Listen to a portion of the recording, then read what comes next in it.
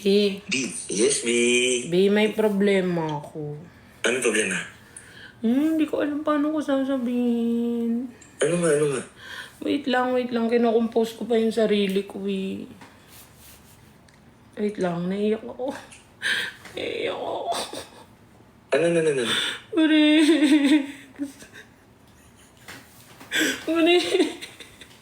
Uy, kinakabahan ako sa'yo. Pupuntahan kita dyan. Ano nga? Wait lang.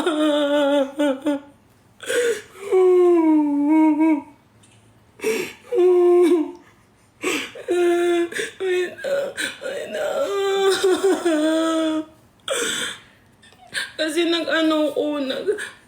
nagpiti kasi ako kagabi kasi kinakabahan nga ako parang 3 buwan na akong hindi nagkakaroon. O tapos? Hindi ba nag-regular na nga ako? Di ba nga nagkita kami ni ano? Oo. Tapos nag-positive. 3 na yung tinry ko. Ano ko? Ganito. Okay lang yan. Tawag dito. Pa-check tayo para ma-make sure kasi may false positive naman eh.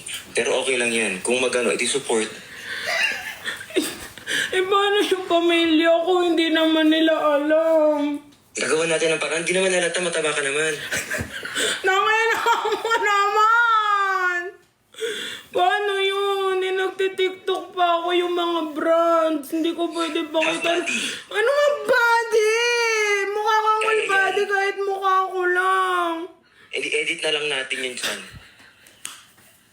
Ito naman, paano mo ko tutulungan?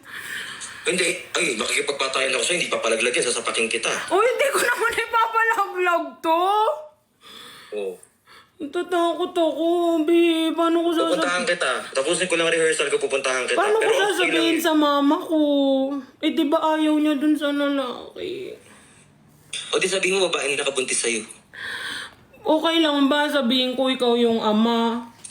Ay, shit. O go. Anong ogo? Oy, sige na, para hindi maano. Tapos, saka mo na kung kaya mo ng dito mo na sabihin na kung sino man yan. Paano yun? Paano ipakasal tayo? Ito hindi tayo kakasal.